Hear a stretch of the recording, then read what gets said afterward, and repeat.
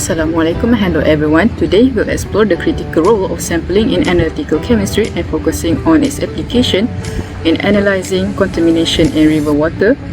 We'll cover the theory behind the sampling, the methodology used, and share an example of real-world results. Let's go. Sampling is defined as the process of obtaining a representative portion of a material, solid, liquid, or gas from a larger population or bulk, ensuring it accurately reflects the composition of the whole for qualitative or quantitative analysis. So, what's a representative sample and homogeneous material? Representative sample is a sample that accurately reflects the composition, properties, and variability of the target population or bulk material, ensuring analytical results are valid for the whole system. Meanwhile, homogeneous material, a material whose composition and properties are uniform throughout, requiring minimal subsampling as any portion adequately represents the whole. Moving on, the purpose of sampling is to obtain a representative sample of the whole sample that can be taken to the laboratory for chemical analysis, and the result obtained will be accurate. To explain it in an easy way, selecting a sample from a population and then generalizing conclusions from the sample to the population. In sampling, accuracy and reliability of the result depends on the proper collection sampling, then the transportation of sample from point of collection to lab, and lastly, proper selection of lab sample. Moreover, in sampling technique, to obtain a sample for analysis depends on the size of the bulk to be sampled, the physical state of the fraction to be analyzed, whether it is in solid, liquid, or gas, and the chemistry of the material to be assayed, properties of the sample, meaning nothing can be done that would destroy or alter the identity or quantity of the analyte. For my part is, I will explain briefly how sampling of solid material is done. Sampling of solid materials is more challenging compared to liquids, mainly because solid is not always uniform. This inhomogeneity makes it difficult to get a truly representative sample. One method commonly used is a grab sample, which this is the portion taken randomly from the bulk material and assumed to represent the whole batch. To ensure the accurate result, the portion taken is between 1/50 to 1/100 from the bulk material. Keep in mind, if the material is large, the sample taken must be large. After collecting the gross sample, we must reduce the size of sample to get a proper laboratory sample that can be analyzed more easily and accurately.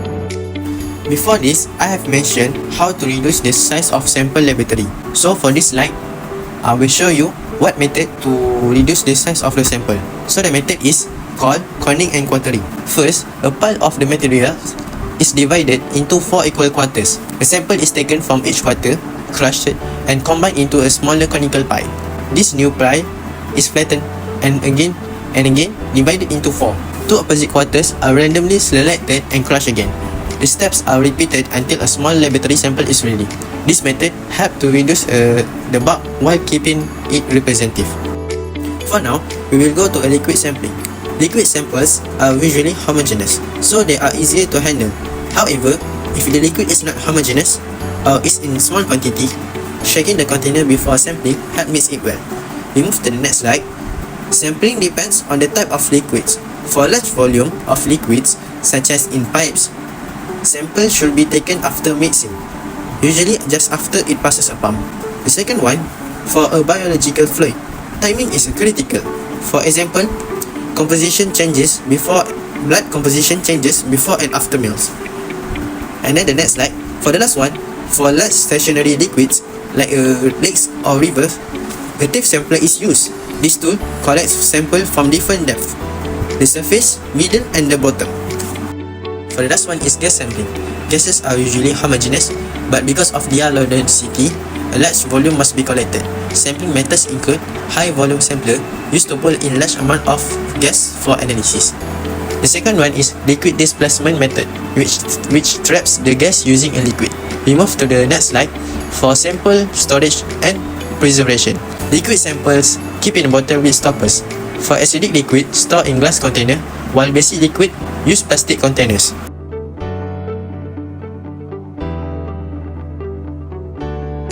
For further explanation, I will talk to all of you about the example of application in the industry. For the first example, I will talk about the investigation of two biggest rivers in Poland, which is Vistula and Oder rivers, for contamination by 6 heavy metals, which is chromium, nickel, copper, zinc, cadmium, and lead. If these metals build up in the water, they can enter the food and water supply, which can lead into serious health problems. The investigation covered 42 sediment samples from these rivers, effectively covering 96.3% of Poland's area. This comprehensive coverage provides a significant amount of data to assess the environmental impact. This investigation helped the government and communities to keep the Poland rivers safe and clean. Now let's dive into the purpose of the research. First, evaluate pollution levels. The research team will measure and analyze concentration of 6 toxic heavy metal across multiple environmental compartments. Scientists will collect and test water sample, riverbed sediments, and aquatic organisms to establish comprehensive contamination baseline. This measurement will be compared against both Polish environmental standards and EU Water Framework Directive limits to determine compliance and potential risk threshold. Second, spectral distribution. Researchers will employ geostatistical method and geographic information system (GIS) to map contamination patterns along the entire length of both river systems. The investigation will identify potential pollution hotspots near industrial centers, agricultural areas, and urban wastewater discharge points. Special attention will be given to transboundary pollution effects, particularly in the Oder River basin, which crosses multiple countries. Third, ecology risk assessment. The study will evaluate potential ecosystem impacts through multiple approaches. Scientists will calculate bioaccumulation factors in aquatic organisms, assess sediment toxicity using standardized protocols, and model food chain transfer potential. Particular focus will be given to endangered species and commercially important fish populations that might be affected by metal contamination. Lastly, pollution source identification. Using advanced analytical techniques, including isotopic fingerprinting and multivariate statistical analysis, researchers will distinguish between different contamination sources. The team will differentiate between current industrial discharge, legacy pollution from historical mining activity, diffuse agricultural runoff, and lastly, urban wastewater contribution. Now, I will explain the method used in this research. First, site selection. Researchers selected sampling locations along the Vistula and Oder River to cover industrial discharge ponds, urban wastewater outlets, agricultural runoff area, and upstream reference sites with minimal pollution influence. Second, sediment collection. At each study site, investigators collect 4 to 5 subsamples from the top 5 cm of riverbed sediment using a stainless steel Van Veen grab sampler across a 50-meter river section to account for local variability. Thirdly, sample compositing. The research team thoroughly mixed all subsamples from a single location in clean, acid-wash containers to create one homogeneous composite sample per site, ensuring representative results. Fourth, field quality control. Scientists collected field duplicate sample at 10% of sites and used blank samples to monitor potential contamination during sampling and transportation. And then sample preservation. All sediment samples were immediately stored in pre-cleaned airglass jar and kept at 4 degrees Celsius during transport to prevent chemical change before laboratory analysis. In laboratory analysis, researchers quantified heavy metal concentration using inductively coupled plasma mass spectrometry (ICP-MS), following standardized EPM method to 100.8 with detection limits between 0.01 to 0.1 microgram per gram.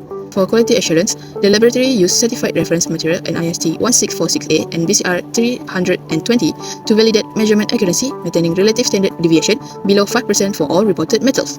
Lastly, data interpretation. The team compared measured metal concentration against EU Water Framework Directive standard and Polish environmental guidelines to assess contamination level. Hi, so today I will briefly share about the sampling method that I use to study anthropogenic gadolinium contamination in urban Osaka, Japan. So there is 3 samples which is from sewage water, river water, and tap water. Now I will talk about sampling method.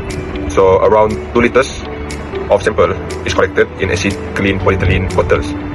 They're using acid clean polyethylene bottles because it's able to avoid contamination of the samples. After that, they will go through vacuum filter with 0.5 micrometer membrane filter to remove particles. And the last one of the sampling method is acidification and storage. So after the samples go through the sample collection and filtration, it will be acidified to pH 2 with ultra pure nitric acid in order to stabilize the metal in the sample, and it will be stored at 4 degrees Celsius until the laboratory analysis.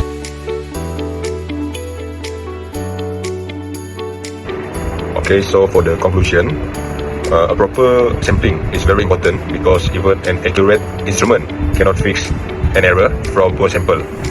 So this means the collection, handling and storage must be correct in order to ensure the reliability and the meaning of the result. That's all from me. Thank you.